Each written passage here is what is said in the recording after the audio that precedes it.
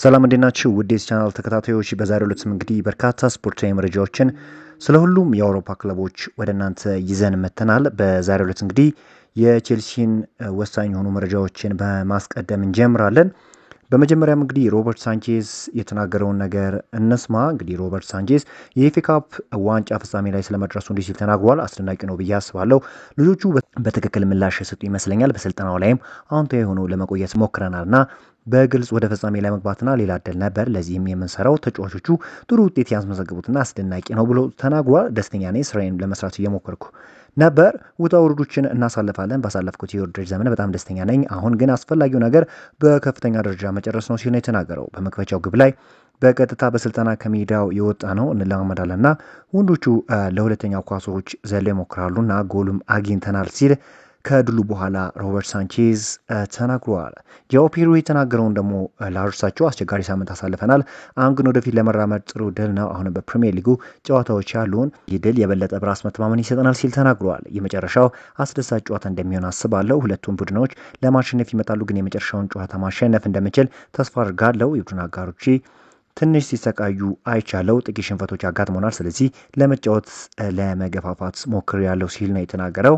ሌላኛው መረጃ እንግዲህ ፋብሪዚዮ ሮማኖ ስለ ኢንዞ ፈርናንዴዝ አንድ መረጃ አውጥቷል። የኢንዞ ፈርናንዴዝ ሁኔታን በተመለከተ እንግዲህ አዲሱ አሰልጣኝ አስፈላጊ ሊሆን ይችላል። ለምሳሌ አዲሱ አሰልጣኝ እሱን ለማቆየት ከኢንዞ ጋር ለመነጋገር ቢሞክር በቼልሲና በተጫዋች መካከል የውል ውይይትም አለ ብሏል። በተጨማሪም ከታህሳስ 2025 ጀምሮ በደሞዝ ላይ ምንም አይነት ስምምነት መድረስ አልተቻለም። እናም በሚቀጥሉት ጥቂት ሳምንታት ውስጥ እንደሚሆን እንመለከታለን ሲል ታማኙ የዜና አውታር ፋብሪዚዮ ሮማኖ አስታውቋል። እንግዲህ እንደሚታወቀው የሪያል ማድሪድ ደጋፊዎች ለኢንዞ ፈርናንዴዝ እንዲችሉ ተናግረዋል። እኛን ስለመድረክ እናመሰግናለን፣ በሚቀጥሉ የውድድር ዘመን እንጠብቃለን ሲሉ ተናግረዋል። ተጫዋቹ እንግዲህ አስገራሚ የሆነ አስተያየት መስጠቱ የሚታወቅ ጉዳይ ነው። ተጫዋቹ በቼልሲ ቤት ይቆያል ወይስ ይለቃል የሚለውን ነገር እንግዲህ አብረን የምንመለከት ይሆናል። በመቀጠልም እንግዲህ ማንቸስተር ሲቲን የተመለከተ መረጃ ወደ እናንተ ላደርሳችሁ። እንግዲህ ማንቸስተር ሲቲ ጄምስ ትራፎርድ በክለቡ ውስጥ እንዲቆይ ይፈልጋል ተብሏል። ነገር ግን ተጫዋቹ በቂ መጫወቻ ደቂቃ ባለማግኘቱ ምክንያት ቅር እንደተሰኘ ነው እየተገለጸ የሚገኘው። አንድ ግብ ጠባቂ እንግዲህ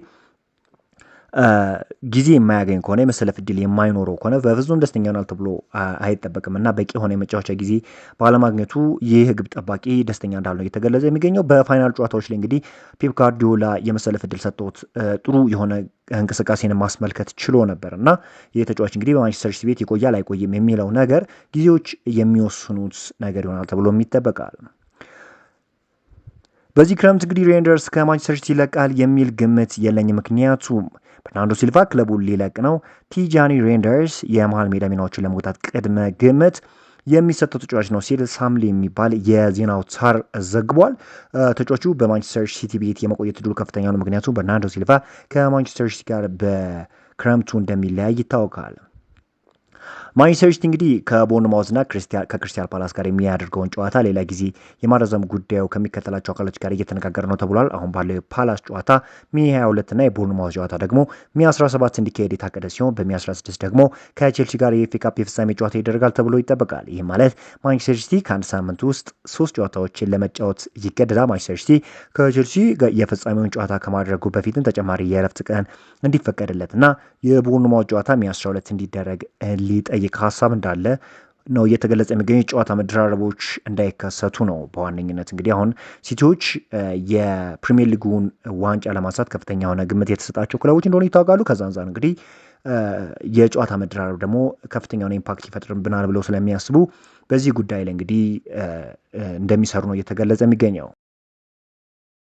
በዚህ ክረምት እንግዲህ ማንቸስተር ሲቲ ከአንድ በላይ አማካይ ሊያስፈረም እንደሚችል ነው እየተገለጸ የሚገኘው። ሳንድሮ ቶናሊ፣ ኢሊዮት አንደርሰን በማንቸስተር ሲቲ የዝውውር ታርጌት ውስጥ የገቡ ተጫዋቾች እንደሆነ ይታወቃል እና አሁን የወጣው መረጃ ደግሞ እጅግ አስገራሚ ነው። እንግዲህ ማንቸስተር ሲቲ በዚህ ክረምት የፒኤስጂውን አማካኝ ጆao ኔቬዝ ለማስፈረም እየተዘጋጀ ነው ተብሏል። ፒኤስጂ በበኩሉ ተጫዋቹ እስከ 130 ሚሊዮን ፓውንድ ድረስ ክፍያ እንደሚጠይቅ ነው እየተነገረ የሚገኘው። በፒኤስጂ ቤት እንግዲህ በጣም ድንቅ የሆነ እንቅስቃሴን እያስመለከተ የሚገኝ ተጫዋች ነው እና ፒኤስጂዎች እንዲህ በቀላሉ አይለቁም። ኢንኬዝ ከለቀቀ እንኳን ከፍተኛ የሆነ የዝውውር ጥያቄ ካልቀረበላቸው በስተቀር ፒኤስጂዎች ይለቁታል ተብሎ እንደማይጠበቅ ነው ታማኝ የዜና አውታሮች እየገለጹት የሚገኘው። አርሰናልን በተመለከተ መረጃ ላርሳችሁ። አርሰናል እንግዲህ ካይ ሃቨርትዝ በኒውካስል ጨዋታ ላይ በደረሰበት የጡንቻ ጉዳት ምክንያት በውድድር ዘመኑ የመጨረሻ ጨዋታ ላይ እንደሚጫወት ይጠበቃል። ጉዳት ማስተናገዱ በተለይም በዚህ በወሳኝ ጊዜ ለአርሰናሎች መልካም የሚባል ዜና አይደለም። ካለው ብቃት ካለው ተሰጥኦ አንጻር ይሄ ጥሩ የሚባል ዜና አይደለም። እንደ አጠቃላይ ይህ ተጫዋች በአርሰናል ቤት በተለይም ከጉዳቱ ካገገመ በኋላ እያሳየ ያለው ነገር በጣም ጥሩ የሚባል ነው። ከኳስ ውጭና ከኳስ ጋር ያለው እንቅስቃሴ በጣም መልካም የሚባል ነበር። ጉዳት ማስተናገዱ መልካም የሚባል አይደለም። አርሰናል በድጋሚ በቡድኑ ውስጥ ውጤታማ ኢንቨስት ማድረግ ከፈለገ ቢያንስ አንድ ውድ ተጫዋች ከዋናው ቡድን ማውጣት አስፈላጊ ሆኗል ተብሎ ይጠበቃል። ወጣት ተጫዋቾች ኢታን ዋኔሪ እና ማይልስ ሉዊስ ስኬሊ ለሽያጭ እየታሰቡ ሲሆን ለክለቡ ይሄ የተጣራ ትርፍ ተደርጎ ይቆጠራል። ምክንያቱም ሁለቱም የአካዳሚ ምርቶች መሆናቸው ነው። እንግዲህ ከክለባቸው መውጣት ከሚችሉባቸው ተጫዋቾች መካከል ገብርኤል ማርቲኔሊ፣ ጋብሪኤል ጄሱስ እና ቤን ዋይት ይገኙበታል። በኮንትራቱ ላይ 2 ዓመታት የቀሩት ማርቲን ኦዴጋርድም የወደፊት እጣ ፈንታ ላይ እርግጠኛ አለመሆኑ ነው እየተገለጸ የሚገኘው። ምናልባትም ማርቲን ኦዴጋርድ ይህ ተጫዋች እንግዲህ በአርሰናል ቤት በተለይም በሚያጋጥሙ ተደጋጋሚ ጉዳት ምክንያት የተፈለገውን ያህል እየተንቀሳቀሰ እንዳልሆነ ይታወቃል። ማንቸስተር ዩናይትድን የተመለከቱ ስፖርታዊ መረጃዎችን እናድርሳችሁ። ማንቸስተር ዩናይትዶች እንግዲህ በክረምቱ የዝውውር መስኮት በርካታ ስራዎችን ለመስራት ሀሳብ አላቸው። የማንቸስተር ዩናይትድ የዘንድሮ የክረምት የዝውውር አካሄድ በቀድሞዎቹ አሰራር ከነበረው አሰራር አንጻር በሁለት ዋና ነጥቦች በእጅጉ እንደሚለይ ተገልጿል። የመጀመሪያው ማንቸስተር ዩናይትድ ለየትኛውም ተጫዋች ከተገቢው በላይ ክፍያ እንደማይፈጽም ተነግሯል። ለምሳሌ የአንደርሰን ዋጋ ከ120 ሚሊዮን ፓውንድ የማይቀንስ ከሆነ ዩናይትድ ከዝውውሩ እንደሚወጣ ተዘግቧል። ማንኛውም ተጫዋች የትኛውንም አይነት ክፍያ ግምት ቢሰጠው ለዝውውሩ ቀድሞ የሚቀመጥለት የሂሳብ ገደብ ይኖራል ተብሎ ይጠበቃል። ሁለተኛው ደግሞ የውድድር ዘመኑ ከጀመረ በኋላ ሀሳብ ከመቀየር ይልቅ ቀድሞውኑ የተንዛዛ ረጅም ጊዜ የሚፈጅ ድርድር ውስጥ ላለመግባት መታቀዱም ተጠቁሟል። በ2022 ቴናግ ዲዮንግ ለማስፈረም ያደረጉት ረጅም ድርድርና ጥረት ሳይሳካ ሲቀር ባለቀ ሰዓት ካዝሜሮን ያስፈረሙበት በዚህ መሰል የተንዛዛ ድርድር ምክንያት መሆኑ ተመላክቷል እና ማንቸስተር ዩናይትዶች በተለይም ሰር ጂም ራትክሊፍ ከመጣ በኋላ የዝውውር እቅዳቸው ኮምፕሊት የተለየ እንደሆነ ይታወቃልና ስህተቶችንም ላለመስራት ይመስላል ማንቸስተር ዩናይትዶች ጥንቃቄ እንደሚያደርጉ ነው የተገለጸው። ኤድዊን ቫንደርሳን ስለ ሰነ ላመንስ እንዲህ ሲል ተናግሯል።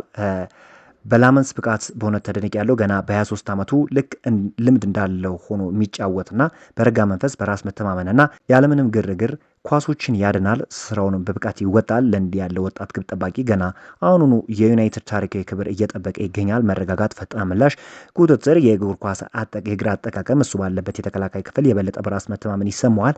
አንዳንድ ግብ ጠባቂዎች ኳሶችን ብቻ ይመልሳሉ፣ ሌሎች ደግሞ ቡድኑን ጠንካራ ያደርጋሉ። ላመንስ ሁለቱን ማድረግ ከሚችሉ ተጫዋቾች ውስጥ አንድ ነው ሲል አሞግሶታል። ሁላችንም ተመልክተናል። ኢቭን የትኛውም ክለብ ደጋፊ ቢሆን ላመንስ በዚህ እድሜው እያሳየ ያለው ነገር እጅግ በጣም አስገራሚ እንደሆነ ሊመሰክር ይችላል እና በማንቸስተር ዩናይትድ ቤት ለውጡ እንዲመጣ ካደረጉ ተጫዋቾች ውስጥ በግንባር ቀደምነት ይጠቀሳል። የግብ ጠባቂ በሚቀጥሉት ጊዜያት ከእድሜው አንጻር ለማንቸስተር ዩናይትድ ጥሩ ነገር ይሰጣል ተብሎም ይጠበቃል። ማንቸስተር ዩናይትድ የተመለከተ ሌላኛው መረጃ እንግዲህ ማኑኤል ኡጋርቴ በክረምቱ የዝውውር መስኮት በ25 ሚሊዮን ፓውንድ አካባቢ ለሽያጭ ይቀርባል ተብሎ ይጠበቃል። የተጫዋች እንግዲህ ከማንቸስተር ዩናይትድ የመልቀቁ ጉዳይ የማይቀር ጉዳይ እንደሆነ ታማኝ የሚባሉ የዜና አውታሮች የገለጹት ይገኛሉ። በማንቸስተር ዩናይትድ ቤትም በቂ የመሰለፊያ ዕድል እየተሰጠው እንዳለ ይታወቃልና ከዚህም አንጻር እንግዲህ የተጫዋች ከማንቸስተር ዩናይትድ ይለቃል ተብሎ ይጠበቃል። ሌላኛው ማንቸስተር ዩናይትድ የተመለከተ መረጃ እንግዲህ ትራንስፖርት አንድሪ ኦናናን በቋሚነት ለማስፈረም ፍላጎት እንዳለው ተገልጿል። ማንቸስተር ዩናይትድ ከተጫዋቹ ዝውውር ኪሳራን ለማስወገድ ቢያንስ 18 ሚሊዮን ፓውንድ ይፈልጋል ተብሏል። ይህ ተጫዋች እንግዲህ ወደ ማንቸስተር ዩናይትድ የመምጣት እድሉ በጣም ጠባብ ነው። እዛው ባለበት ክለብ ትራንስፖርት ይቆያል ተብሎም ይጠበቃል። በዛሬው ዕለት እንግዲህ ይህን መረጃዎች ይዘን መጣን። በአዳዲስ ስፖርታዊ መረጃዎች እስክንገናኝ ድረስ መልካም ሁሉ ተመኘው።